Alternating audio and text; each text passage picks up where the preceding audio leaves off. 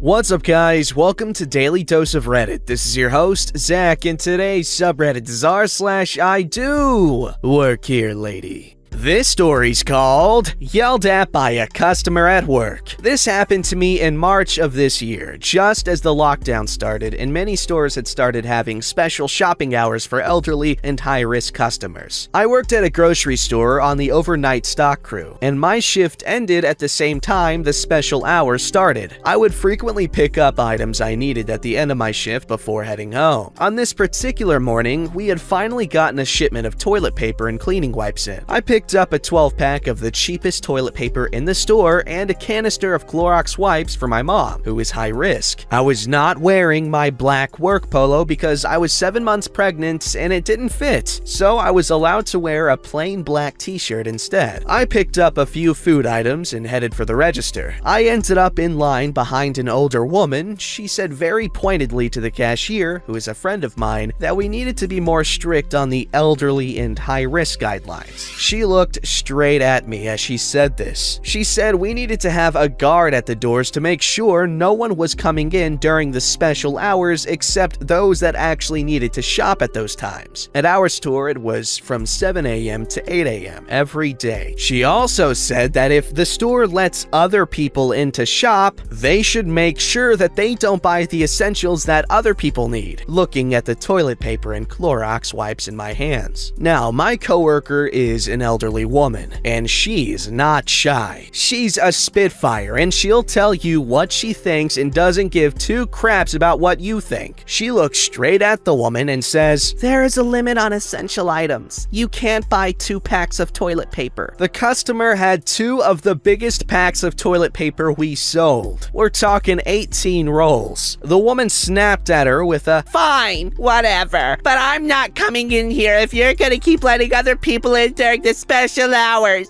I want to speak to a manager." Bet you didn't see that coming. My coworker calls the manager on duty, which happens to be my manager on the overnight crew. He comes up and this woman goes off, yelling about how we're letting regular people shop during the special hours, how the cashier was rude and was limiting her, etc. Full Karen. My manager looks at me and can see that I'm irritated. He looked at the customer and straight up said, "I would like for you to leave." She got angry and asked why she should be the one to leave when she was clearly following the rules of the shopping hours and I was not. He said, and I'll never forget this for the rest of my life, "This customer you are harassing is my best employee. She just finished working a 9-hour shift to fill these shelves so that you could come in to buy your essentials. She is picking up a few items after her shift, and on top of that, you're harassing a pregnant woman who is considered high risk, and she has as much of a right to shop during these hours as you do. She is exhausted and she's scared because of the pandemic, but she comes in every night, works extra hours, and busts her ass so people like you can come in and talk down to her. You can leave now, and you're welcome to stay out." And he walked away. She tried to stammer an apology at me and asked about my baby, when I was due, what I was having, etc. when the loss prevention guy showed up to escort her out. I ignored her and picked up one of her packs of toilet paper instead of the 12-pack I had grabbed. I checked out my items and was on my way out when loss prevention took her picture and made notes that she was banned from the store for 30 days for harassing an employee. Sorry for the long post. That's funny. She screwed around and she found out, guys. Alright, this story's called Boss Doesn't Recognize His Own Employee When She Walks Into Work in a Dress. This is my mother-in-law's story, not mine, but it was very IDoWorkHereLady worthy. My mother-in-law is a short, fat, busty woman in her 50s and works in security. Yes, she looks like a sweet older lady, but she is tough and thorough and will threaten to place you under arrest. Her lead supervisor is old, senile, and gets in his own way. Despite a high turnover rate due to not the best management skills, as trying to become an armed guard is as easy as pulling teeth, my mother-in-law has endured, as this has been her first job in 26 years after raising her son as a stay-at-home mom in extreme poverty. People have rage quit due to how Brian tends to upset and confuse and change schedules without notice, literally telling his security officers to call him corporal in front of police officers and to watch Red Dawn as training. Also, you can get written up if you alert him your coworker left their gun in plain sight in a locked car. As a courtesy, you can't make this up. Despite this, she endures, as it's far better than the alternative. Anyway, names changed for obvious reasons. It's the cast. Jane, my mother-in-law. Brian, elderly supervisor. Bob, other supervisor. As this was told to me, it's not word for word, but a rough summary as to what happened. Jane was wearing a yellow and red flower dress, running errands, and had to stop by security home office to do something. Not sure what, but she figured she was out and thought it was best to get whatever she needed to do out of the way. She goes and finds Bob, one of the primary supervisors that managed most operations. He greets Jane and likes my mother-in-law because of the work he had seen out on sites. They move further into the office and Brian comes up, sees Bob, then sees Jane. Brian tells Jane, Ma'am, you can't be in here. This office is closed. Bob speaks up and tells Brian, no, it's alright, she's with me. Brian's eyebrows wiggle and says, Oh, she's with you, huh? like, what the fuck? Hey, they actually wrote it how I say it. Everyone was confused. My mother-in-law and Bob then laugh. It was clear a while ago that Brian has never been all too observant despite working in security. Despite talking face-to-face with her numerous times in her year with the company, Brian didn't recognize his own employee outside her uniform. Evidently, by this encounter, Jane was in clear disguise and took on the identity of a strange woman walking into a security office like a wandering idiot who happened to be holding a casual conversation with his co-supervisor. Brian, this is Jane. It finally clicked. Oh, hey. Anyway, it's a bit anticlimactic, but everyone thought it was funny, including, I think, Brian. It just worries me a bit more as it makes me wonder what else goes over this guy's head. Thanks for reading. You know what? That just says something, you know? A mother-in-law cleans up nice, right? I'd prefer that over the alternative, which is that guy who works in security as a supervisor would not notice that. Alright, this story's called She Does Work Here, Lady. She just doesn't get paid. Howdy, folks. Long-time lurker here, but I've only enjoyed this sub via the Red Wheel YouTube videos until now. Also, probably Daily Dose of Reddit, they just forgot to mention it. Probably because it's just so heavily implied, you know what I'm saying?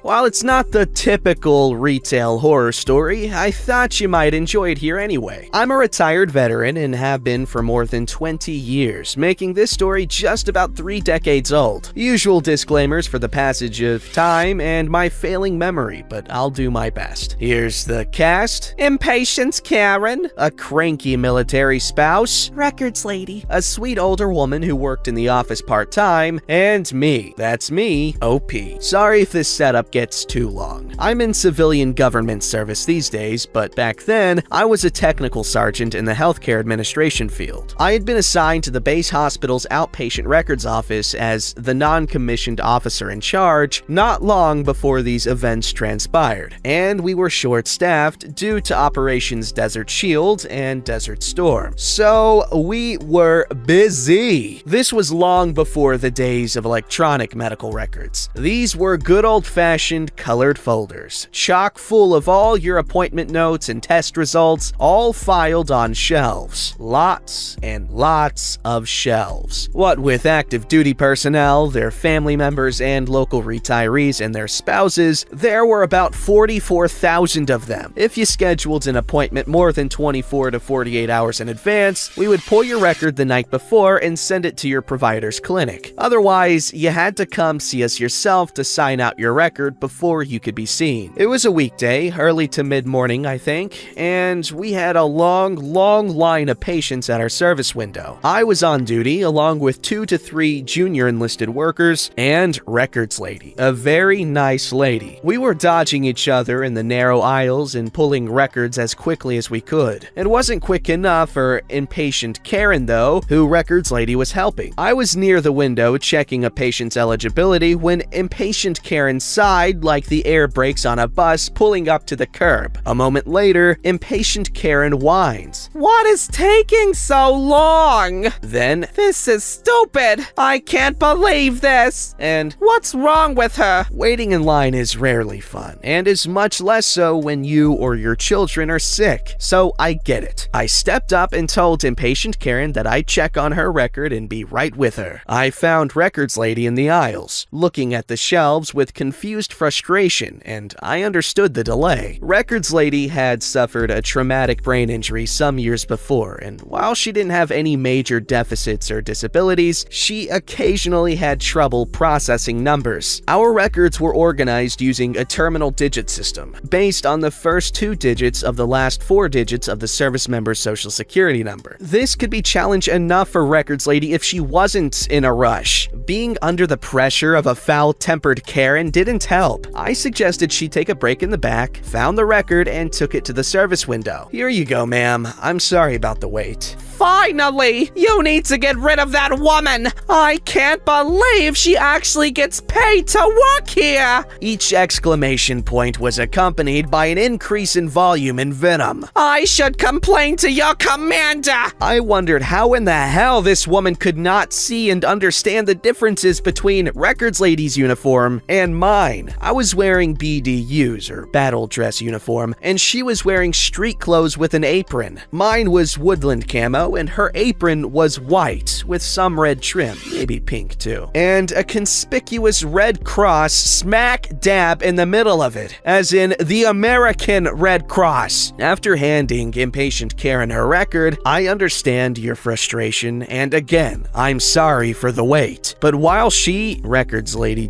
does work here, she's a Red Cross volunteer. She doesn't get paid for helping you, not one dime. However, I'll forward your concerns to my commander, and I'll send a copy to your husband's commander as well, as a professional courtesy, of course. She went pale, realizing that she may have just gotten her husband into trouble. She drank her big steaming cup of silver and walked the walk of shame to her appointment without another word. Just as I promised, I wrote up the incident for my commander, who contacted impatient Karen's husband's commanding officer, clued in my first sergeant, and CC'd the hospital patient advocate just in case. Never heard anything further. Not long after that, I worked with the Red Cross coordinator to find Records Lady another volunteer position, one where she wouldn't be subjected to that kind of treatment, something that also better suited her talents. She was a really nice, generous lady, and I didn't want to see her volunteer efforts wasted thanks to some self-centered Karen's abusiveness. Note, as a general rule, military spouses are awesome, smart, strong, capable, and they hold the fort down on their own while their other half is deployed halfway around the world. But, as with any walk of life, there are bad apples. Entitled, pompous, demanding, and sometimes think they wear their spouse's rank. Shame walk, lady. Shame walk.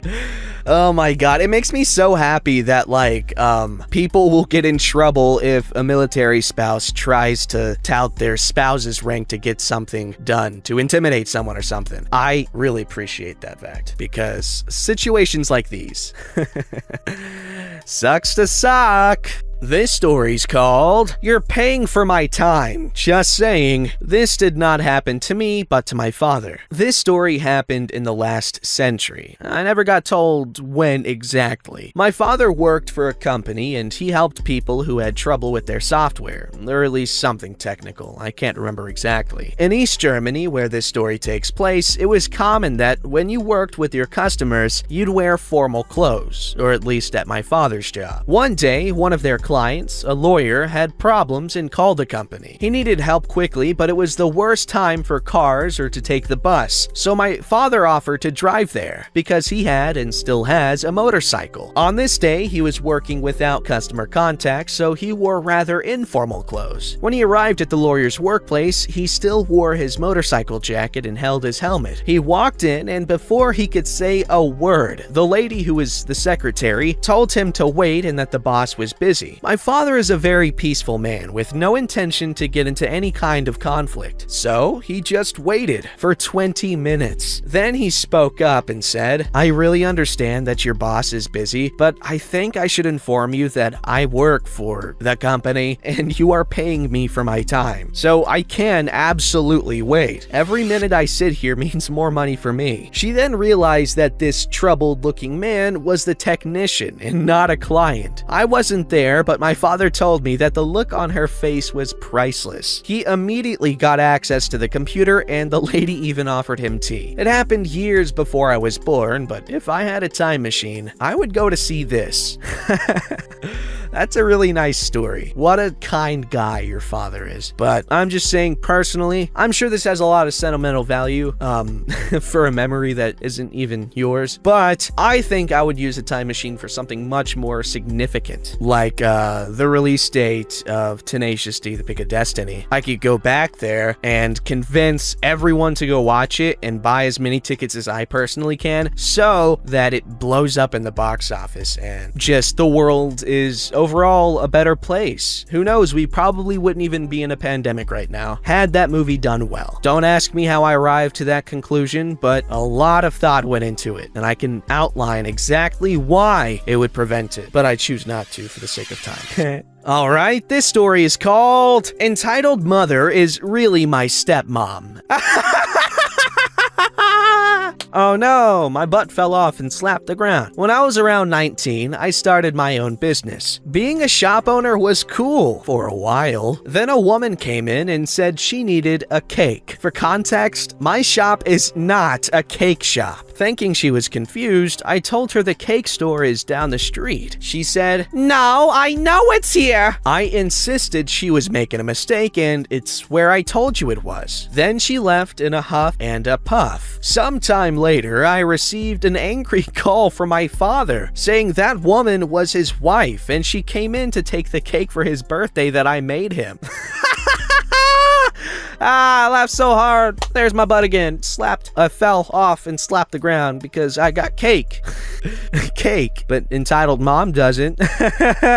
Alright, this story is called Employee Thinks I'm Only a Customer Who Wanted to Help. This is my first post on Reddit, so here we go. It's been a week since I started working at a big electronics store in the US as a sales specialist. I just finished my training and still didn't get the uniform. I went to my department and started walking around in the area. I saw another employee trying to move monitors and put them on shelves. I offered to help, I'm assuming. She reluctantly declined. I waited for about 10 seconds and asked her again. She finally realized that I was a new hire and I helped her stock all the products. That's funny. It's a simple story. I want to know her reaction though. Don't forget to like, subscribe, and hit that bell to never miss an episode.